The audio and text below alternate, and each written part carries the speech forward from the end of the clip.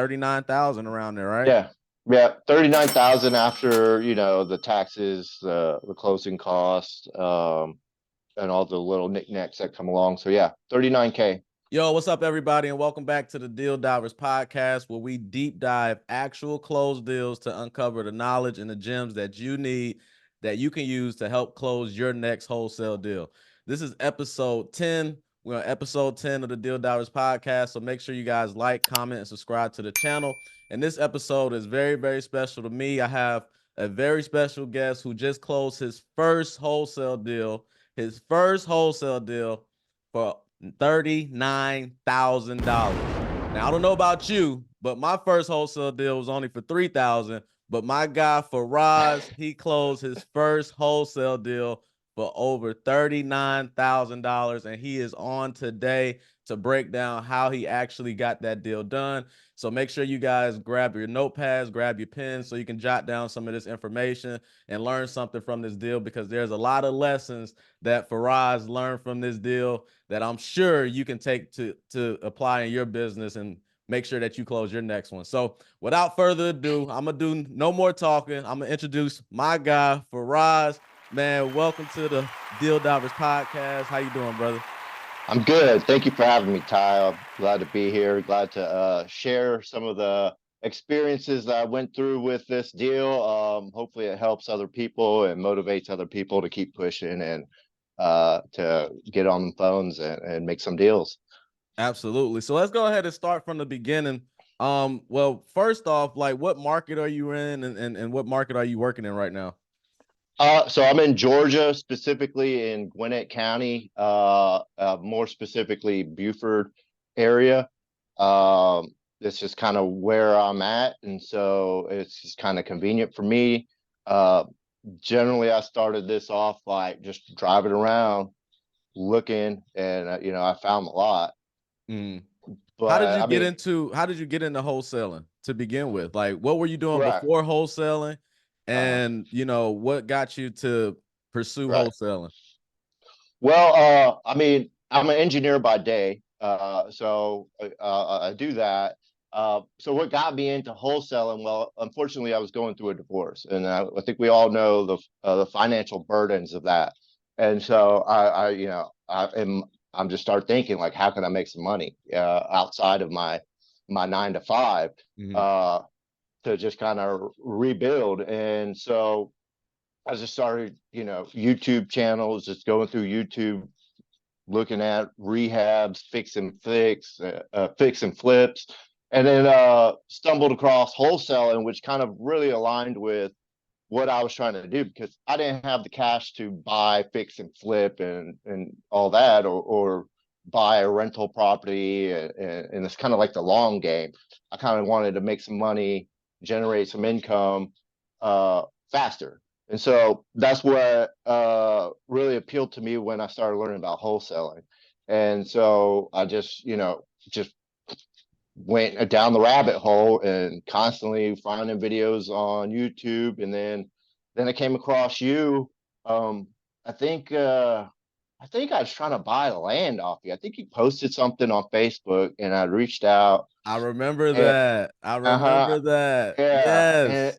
and then ultimately I ended up not doing it. I didn't really know what I was doing. I went out, looked at the lot, and I was like, I don't know if I can make money on this, or And then I think we just stayed in touch, and then you had your course, and then I was like, let me just invest in myself, and so I paid money in the course, which was great. It kind of gave a little bit more of a detailed breakdown, like how to use DocuSign, or uh, how to, all the templates to the contracts, and um, so I joined that, and then also the Discord community, which is really valuable to me because you can just ask away, ask your questions, and no question is a stupid question, and there's people that are always responding, willing to help. And then also just seeing other people's deals and what they're going through is just kind of motivation, and learning from other people's experience. So um, from there, I kind of had the tools, I had the knowledge, And then I just had to go find the lots. Well, me, I specify with land. Mm-hmm. For me, land just seemed easier because you don't have to worry about rehab, AVR, and you just it's land, right? You really you got to worry about surveys, soil tests, make sure liens and make sure the land is buildable. And then after that, you'll find investors that spec developers that will develop the property and sell it for money. So, once I got all the tools, I felt confident. I knew. I just started driving around, and then I was in downtown Beaufort. I saw this vacant lot where the house had been tore down. But if you know about downtown Beaufort, it's a hot market. The high school is really coveted. People, Yep. are who are out of the district to go to this high school. And all in downtown Beaufort, you'll see there's a lot of new construction, building these nice, beautiful homes, $700,000, $800,000 homes, tearing down old and rebuilding new. And so that's kind of like my strategy right there. So I'm like, that's an opportunity. Uh, it's a highly sought out market. People are building new construction. So let me see if I can find a lot and then find a builder and make it happen. And essentially that's what I did. Now Uh, let me ask you this, Faraz. Now, how long did it take? Because for some people, it takes them a long time to actually start taking action, to start moving their feet and actually mhm, getting the business started. So, from the time you initially started learning about wholesaling and things like that, enrolling in the course and joining the right. community, and learning all of the information, how long did it Uh-huh, take you from that point to actually start driving around and getting your right. hands dirty in the business? Um, so I'll say from maybe my first YouTube video, let's call it a couple months before I joined the course and the Discord group. And really, once I joined that group, I was out there. I was looking, making phone calls, driving around. Uh, I think once I spent the money on the course, I was like, all right, we got to do this now. You paid to play.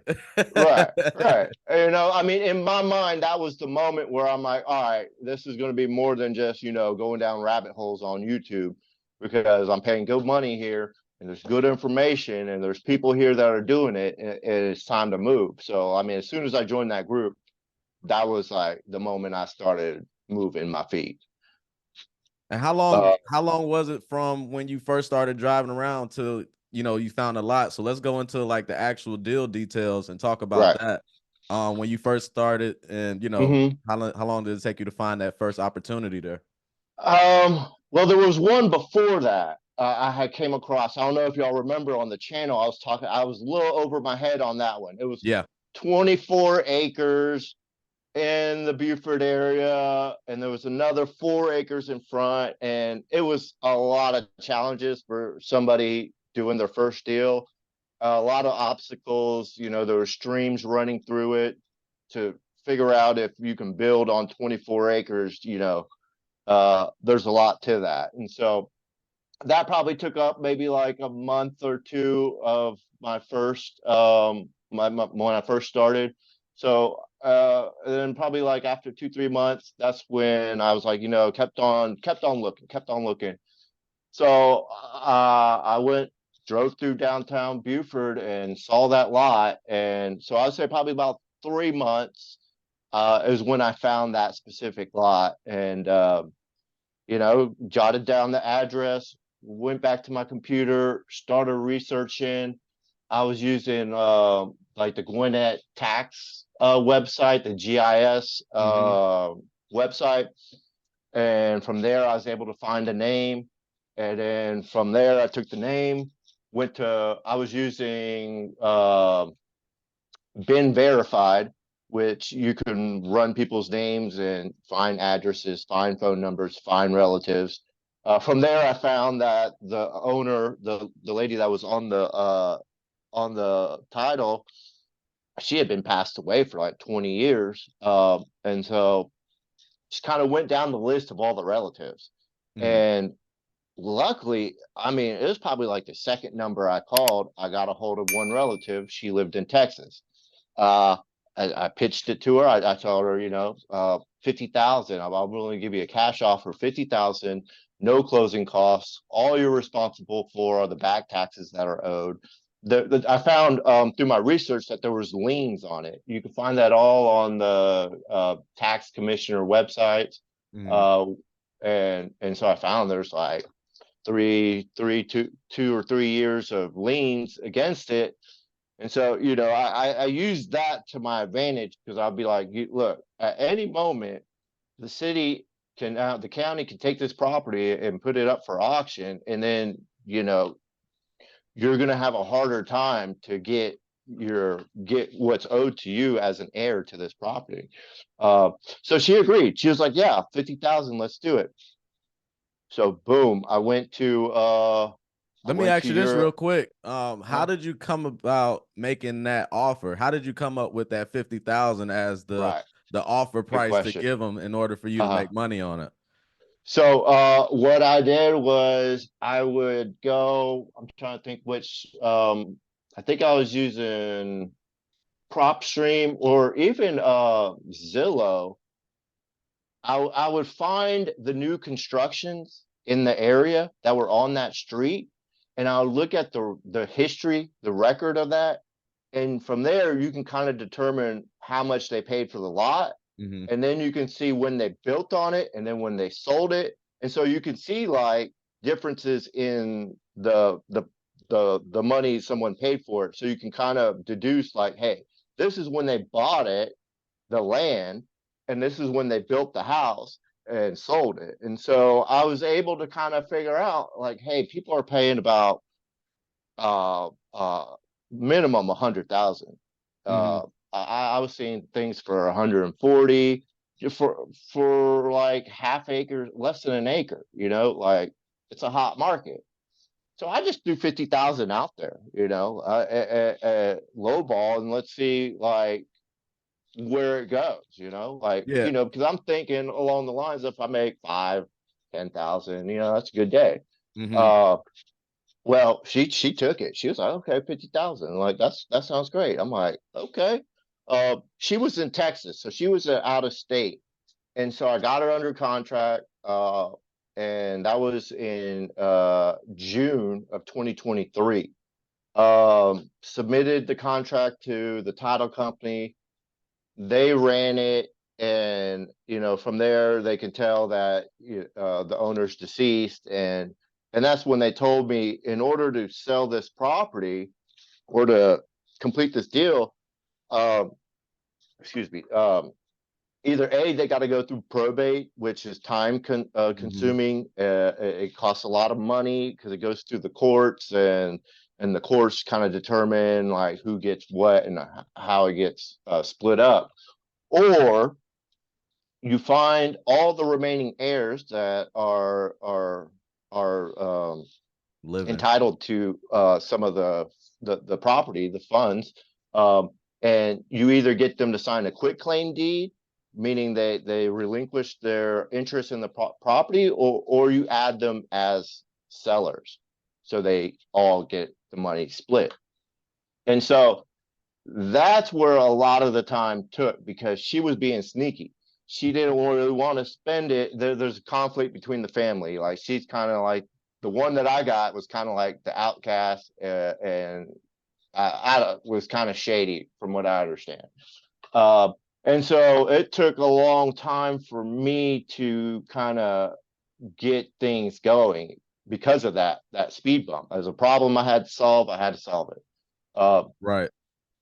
the story even gets kind of crazier because um I'm just trying to talk her into it, like, and she was ghosting me. And so this thing, like, she'd ghost me for weeks, and then, excuse. And then so I was driving around in the area, and I saw there was a new construction right around the corner from the house the lot that I got under contract. And I saw the for sale sign from the realtor. I was like, you know what? Let me just call her, because I'm just kind of thinking like maybe let's see if she knows the builder if they'll be interested in buying this lot, even though I wasn't even close. And I'm glad I did that because it's important, because she actually, so I reached out to her, told her the address. She's like, oh yeah, I know that property. I tried to sell that property like 3 years ago, but it fell through because of the family issue. Mm, And then come to find out, she's actually distant related to the family. wow. Right. And so by dumb luck, right? Like, and then so she started reaching out to the other family members and started giving me information because I needed to know how everybody was related, and Right. I needed to find out the remaining heirs. And so she reached out to the family because they weren't, the lady I had under contract wasn't talking to them. And then but we made sure to tell them that my lady didn't know I was in contact with them. So I had to play like this weird game with the family. Um, and like, so she could, because if she knew that I was in contact with this realtor chick, it would have fell through. Right. So I kind of had to keep that from her while she was kind of working it on this end. And Mm-hmm. the family member she was talking to kept it a secret too. And then eventually the family members communicated, and then things started rolling. How long So was at that that time period? Like from when you got it under contract to kind of everything started actually moving along? right, it was right before the holidays, so let's call it about. I got it under contract in late June, so around October Mm-hmm. of 2023, October or November ish, because there was a lot of delays. Because once things, so I ended up JVing with the realtor. Okay, so the Uh, realtor was the one who brought the buyer to the table. Right. Yeah, that was Okay. another thing. So she helped out with the family issue, right? So she Mhm. contributed there, and then she also said, "I got a buyer. The guy who built that house right around the corner wants this lot really bad." Like when Mm, she pitched to him, he's like, "He's ready. Like you tell me when you're ready. He's ready to buy." I'm like, "Cool." So created a created a JV contract with her. We did an 80-20 split. And I also, because this thing started taking so long, I also had an amendment written that mhm. stated that my due diligence period doesn't start until the title company clears it for sale, because Mm, we have blown past that due right. diligence period. So I made sure that was in contract, saying, "Hey, look, I got 30 days once they clear this, so I have ample enough time to flip it." Right. And so yeah, so JV signed, amendment signed, things are now rolling. I got all the family members' information, contact information. I created a family tree, and literally, sent that to the title company. Uh, I had to even do some of the legwork because they got to verify this information as well through Yep. whatever systems they have. And I think they were coming back with the spelling of a name was wrong or something. So I went out and found obituaries of all their family, and they had the breakdown. Thank God the obituaries kind of, it'll list all their family members and how they're related. And Right. so I submitted that, and so that actually helped, being proactive with that, as far as them saying, okay, this is the family members. Um, and then after that point, all the family members have to sign like an affidavit, Mhm. basically confirming the relationship of how they're Affidavit all of related. heirship. Yeah, Mhm. essentially affidavit of descendants, I believe is what they called it. Okay. And then you also had to get two disinterested parties to sign off on those affidavits. So two people that are not related to the family but have known the family for over 10 years, that will sign off saying, yes, this is correct. Mhm. So I had, so it's like I got a total of six sellers, two disinterested, parties, and a whole bunch of affidavits. Like, it's not just one. Like, each person had like up to 2 to 5 affidavits they had to sign. So I mean, this was like herding cats. Well, there was delays, right? The this is over the holidays, Thanksgiving. This process ran over Thanksgiving, ran over Christmas, Christmas, yeah. and the title company was moving slow. The title company was kind of saying, oh, it'll be ready here then. It literally, and my frustration grew with the title company over this period because they were kind of dragging their feet and just kind of giving me false like due dates, like, oh, it will be by the end of this week, and never happened. The Right. affidavits never got drafted. So I almost pivoted a few times to a different title company. I literally had amendments written out. I had compiled all the information to give it to a new title company, but ultimately I ended up staying with them. Um, and that was like some of the things I came to your group about too. I'm like, hey, I remember. like a simple question like that, like, how many of you guys have switched title companies before because of their lack of communication or whatnot? And I expressed that what I was going through, and I think you responded. You were like, yeah, I mean, if they're not doing it, you have every right to pivot. Yeah. But ultimately, I made the right decision and stuck with them. Yeah, especially Uh, since they were like going through the process. They already had mhm, all the information and right. they knew exactly what was going on. If you Yeah. were to switch that title company, it would have had to restart the whole thing and they had to Yeah. kind of catch up to Right. what was going on. Right. And you had Right. to kind of start over with telling them, like, this is what's going on. This is what's happening. This is this person. This is how they're related. This is this. This is this. And it probably took a little Right. bit longer. But yeah, good thing you did stick out with them. Now, let me Yeah. ask you this. Like, how did you like what did you ask for the buyer to buy it at? Like how did you come up with a Right. price for the buyer? So I mean, so over the course of it, I had reached out to a few other builders in the area, and I mean, I started off high. I was like 180. I was swinging for a home run. I mean, I felt it still was a home run, but I was trying to get a grand slam.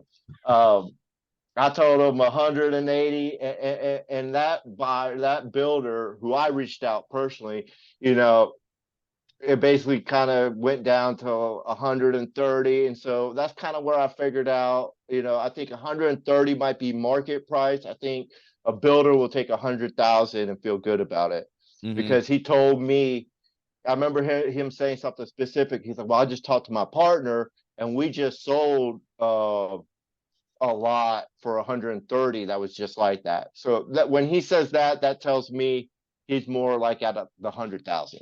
And so that's kind of where I came with the 100,000 number.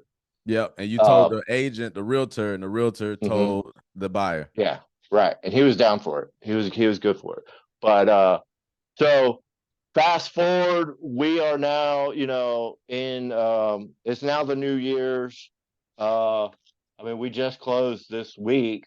Um, so like at the end of February was really when things started getting rolling on the discussion on the buyer side.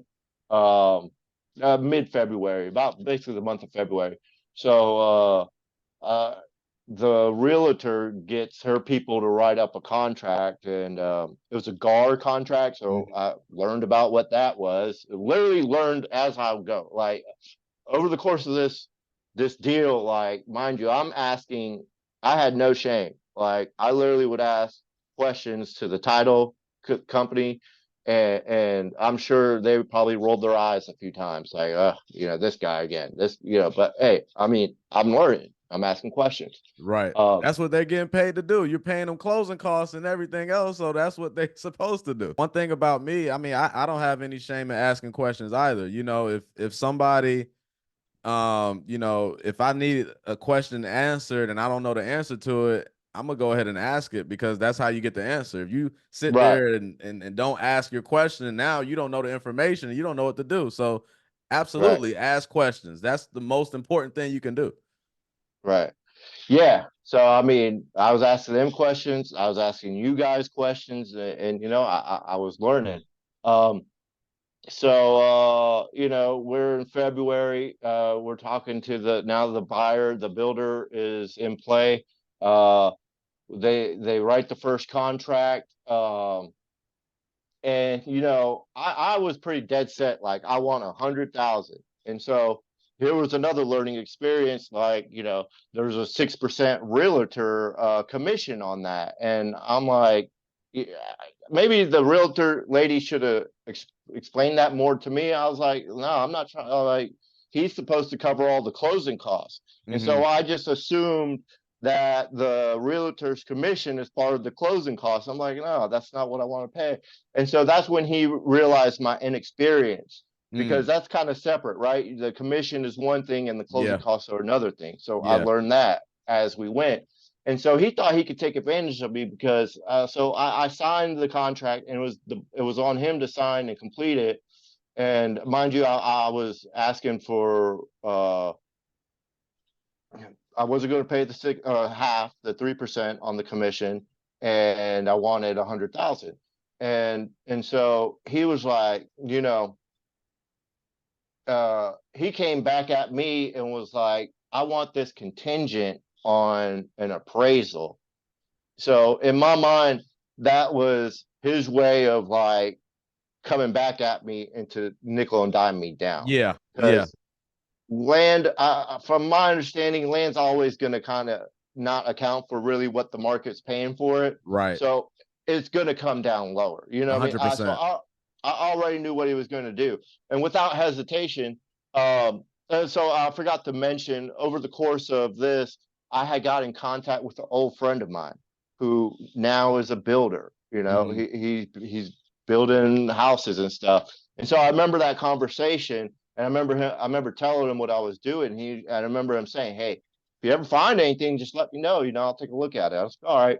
That was probably like a month before, February, where I'm having this discussion with the current builder. And so when the buyer came back to me and saying the appraisal, I was like, okay, yeah, send it over. This time we made some adjustments to the contract, 105, and I'll pay half the 3%.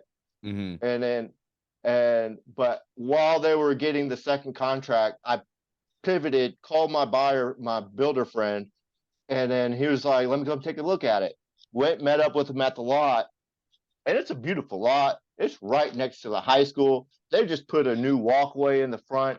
It's like a no-brainer. 100,000, it's worth it. He's like, look, man, I'll give you 110,000 right now, and you tell that Screw other that guy to guy. just kick rocks. Kick rocks. I'm like, yeah, started thinking about it. I'm like, why would I not do this?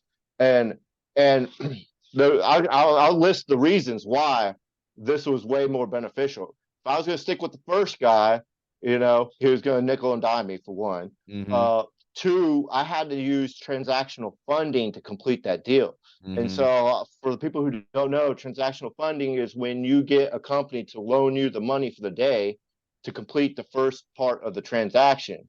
And then so you acquire the property, and then you can sell it to the end buyer. So you did a And double obviously, close.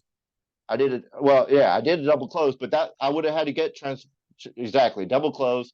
I would have had to do the transactional funding, which is a Mm-hmm. cost. It would have Mm-hmm. cost me about $750. And since I knew this guy, and I told him what I got it for, and I told him the deal I got going on, he didn't have a problem with me making whatever. So I pivoted. I was like, you know what? The first guy sent the contract over. I just left it in my mailbox. I was like, we're not even gonna open that. Uh, and then the new contract was written. We negotiated 100,000, and then he was going to give me 10,000 after he builds the property and closes on it. And that's just a deal between me and him. Mm-hmm. That's not a deal where I have to split the 80/20 on my JV. Right.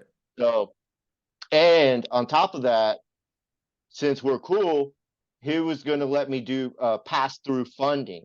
And Mm-hmm. that's when they let me use his money to acquire the A to B contract.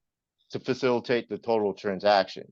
And that Mm-hmm. comes to me at no cost. The only thing is it has to be in his contract stating that he's going to allow me to do that. Mm-hmm. So you just can't do it blindly without the end buyer knowing. They have to know that you're going to use part of that 100,000 to purchase the property Mm-hmm. and facilitate the transaction. So, yeah, at the end of the day, that's what happened. And they cut the checks, wired the money, and um, the realtor got her portion of almost 10,000, and I got mine about 39,000, and hopefully, when the house sells after they build it, another 10,000 down the road. Wow, that's amazing. You dealt with a Yeah, lot on that deal. That's a I that's a did. that's a probate deal for sure. Yeah, yeah, it was. I felt like, in this one deal, I grew as if I did 5 deals. 100% with all the experience that you got from Hmm. that, like dealing with title Yeah. companies, dealing with buyers, dealing with realtors, understanding Hmm. this 6%. Basically, what that realtor was trying to do was do Oh, dual hmm, representation. She was trying to get exactly. double Yep. commission on both sides for you and for the buyer. Right. You know, Yeah. and That was another thing. The title company was like, she's double dipping here. She's yeah, getting 20% here. She's going to get 6% here. And then she's going to sell the property for him and get mm-hmm. a percentage off of Get that. another 3. Yeah. Yeah. So she warned me about the dude, and she told me how he is. And so Mhm. she was actually kind of happy to piss him off that he lost the deal because of his shenanigans. She was like, he needed to learn a lesson. And she still kind of got something, right? She still got the 20%. But, you know, she got 20% for really not that much work, but I didn't really push back on it because I felt like it was I'm networking here. So now I Mhm. made a valuable relationship with her, and she has the heartbeat on that community, and so it kind of leaves the door open for future deals with her. So So I she did still her ended up getting the 6%? no, no, no, no, No? Okay. because we pivoted to the new buyer, and So the she new just got buyer the had 20%. right. The new buyer had his own realtor who was part of that deal. Okay. So let's break Yeah. down the numbers real quick, man. So the contract price between you and the sellers was $50,000. Hmm. You Right. end up selling the property to the new buyer for $100,000, Right. right? With a 10K off the record agreement Yeah. between you and that buyer for when he Right. sells the property. Once it's Uh huh. built, you get that $10,000. Yeah. We The got that under realtor, contract too. right? And the realtor gets 20% of the profit spread between that 100K sell price and that 50K purchase Right. price, and then you Correct. get 80%, right? So, Right. you ended up with what 39,000 around there, right? Yeah. Yeah. 39,000 after the taxes, the closing costs, and all the little knickknacks that come along. So yeah, 39K. Wow, that's a good deal, brother. That's a great Yeah, deal. that's a And the great day. realtor got a good deal as well because they're not going Yeah. to get 20% or anything. Like if she were to get her original initial only commission percentage of the 3% or even the Right. 6%, Right. she would have still made less than what she made by working with you. So Hmm. I guarantee you, if you come across another deal, she's going to break her neck to try to find a buyer for that deal. If you keep Yeah. stay with the same Yeah. kind of agreement. But 80-20, that's a great deal for anybody. I'll take that all day Yeah. long, Yeah. especially if you bring the Yeah. buyer and and everything else. Yeah, I realized she got a really great deal out of it, but I didn't want to be greedy about it. I didn't want to No. push back. I was like, let's just keep it rolling. No, because a lot of people were in my ear, like other realtors. I used all the resources I had. I talked to other people in the industry, and even the title company lady, was kind of like, she's making 20%. Like, that's a lot for a realtor. And then my other realtor friend was like, you sure? Like, but at the end of the day, I was cool with it. Like I Yeah. said, I Everybody think, made money. You know, yeah, everybody, the sellers, they got $50,000 to split amongst themselves, however they wanted to. You right. got paid. You got, as long as you get paid more than a realtor, that should be okay. Right. Right. For sure. For sure. And that's no slight to realtors, but typically on investor deals and investors, they typically make more than that realtor commission because they have to report that commission to their broker. The broker has to get 50% of their commission and all that. So they Right. really don't Right. come out Yeah. with a lot after that, Uh-huh. 3% commission that they normally get. So Right. helping her out that way is great. I mean, you end up making a ton of money anyway. So shoot, why the hell Hmm. not? You know what I mean? Exactly. Yeah. All right, cool. Now, are there any like specific softwares that you are currently using to kind of manage all of this, or are you just kind of winging it? Um, so for this one, really kind of winged it. Like I said, I was using the GIS maps of the tax commissioner That's free. You just go website, to Google and go to the county free, records, free. free.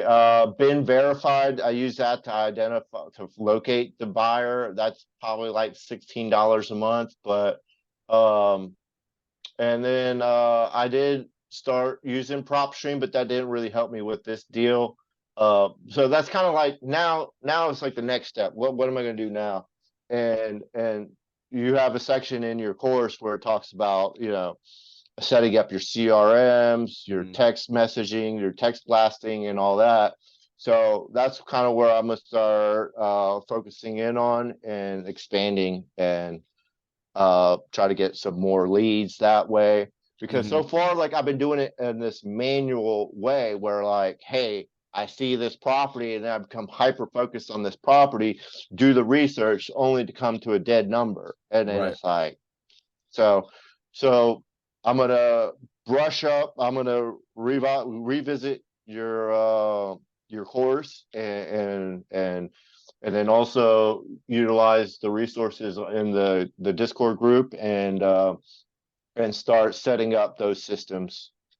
100%. Now, off of this deal, what would you do differently, if anything? I know there's probably a lot of different things, but if you can pinpoint like one key thing or a couple key things that you would do differently, what would you do? um,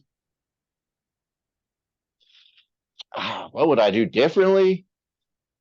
I don't know. I mean, there was I think the whole realtor dealing with her, like, yeah, she helped with the family and getting the family kind of, but I was kind of getting close to that point and doing that on my own, Mm-hmm. right?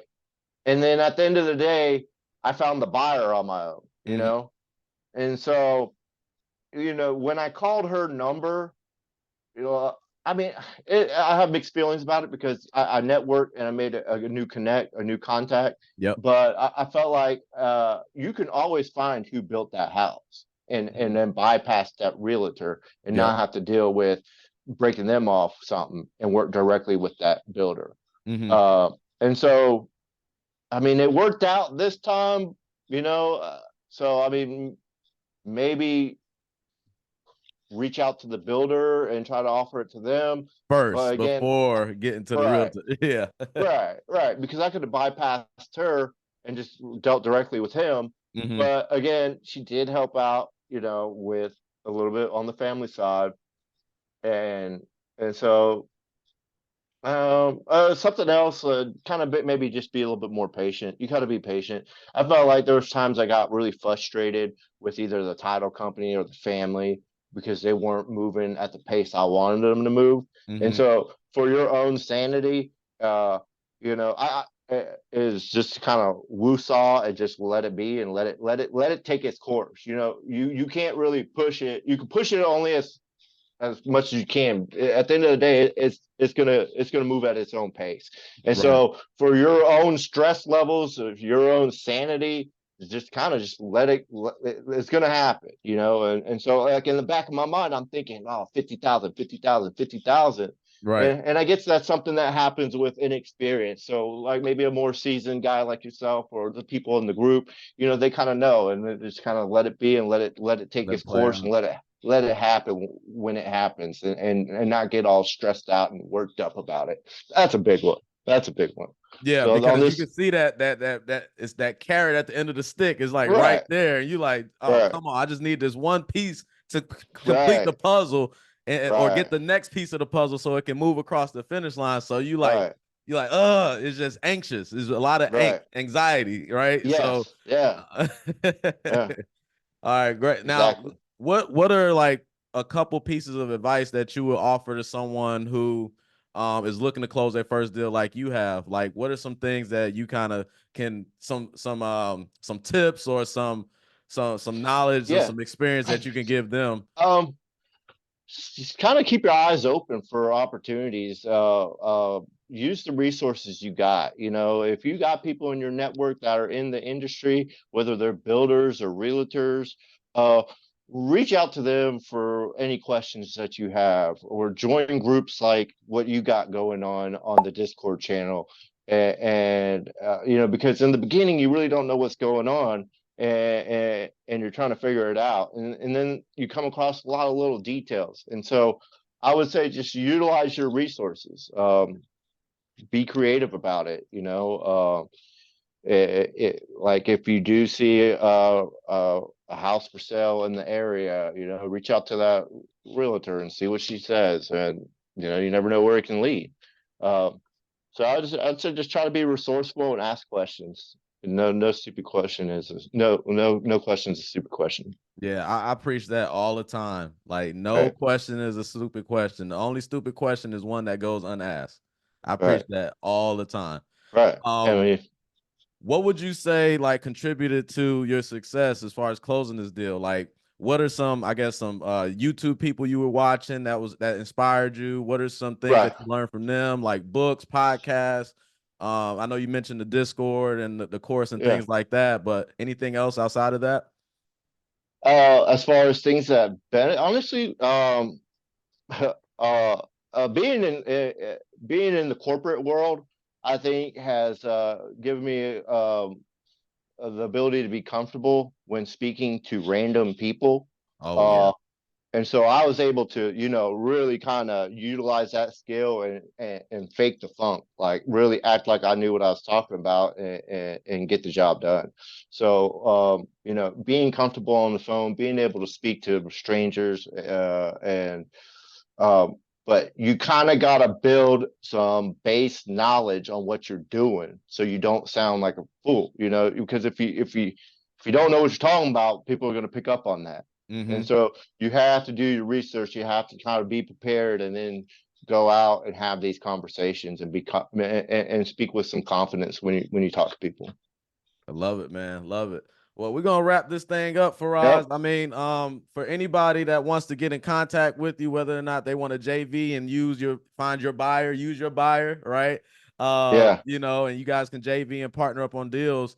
What's the best way that people can get in contact with you? Social media or Um, well, right now I'm in the process of setting up an LLC and really taking it to the next level. But you know, yeah, you can try to find me on Instagram. So I guess this is another thing I gotta market myself in mm-hmm, this field, because right now I'm just kind of doing it under the radar. mm-hmm. So yeah, you could just kind of look me up for Raj Shams on Instagram, and we can reach out. But if you're part of the Discord community, you can find me really easy there. That's the Yeah. best way, really. So y'all need to join that group. You That's how heard you it want to here. find me on the Discord channel. Yeah, Faraz, listen, Faraz is active in the Discord. He does not play around. If he got a question, he gonna pop up no matter what time of the day. Like I tell everybody in the group, like even when they join, I say, listen, take advantage of it, man. You got people in here Right. that's been in the business for years, that has experience, that has knowledge, that probably Mm-hmm. been through the things that you are going through. So don't be Mm-hmm. afraid to ask the question and take advantage of the people outside of the other resources that's in the group. The most important resource in the group are the people that's in there that has the experience and knowledge. So whenever you have a question, no matter what it is, ask it. Because if I'm not going to answer it, I guarantee you somebody else is going to answer that question. So if you want to find Faraz, make sure you join the Wholesale Unity Discord community. That's going to be the best way to get in contact with them the fastest. I guarantee it. 100%. Yeah. Everything you said was 100%. It's a great group, great community. Uh, can't speak highly enough about it. For sure. Well, I appreciate you, Faraz. Congratulations on your first wholesale Thank you. deal for $39,000, man. Yes, You got sir. more to come. I guarantee it. You're in my Yes, sir. market. You have my information. You have my contact. You know, Right. anything that I can do to help you, I'm there with you. I operate a little For bit in sure. Gwinnett as well. So we can Hmm. definitely work with each other and get some things going and set you up the right way to invest that money into Right. systems and processes where you can Right. consistently, Yep. generate leads and opportunities to start closing deals on a consistent basis. So, Yes, sir. definitely, I appreciate you for jumping on the Deal Divers Thank you. podcast. And for anybody else who wants to learn more about wholesale and get more tips, make sure you guys like, comment, and subscribe. And we'll see you on the next episode. Peace. Peace.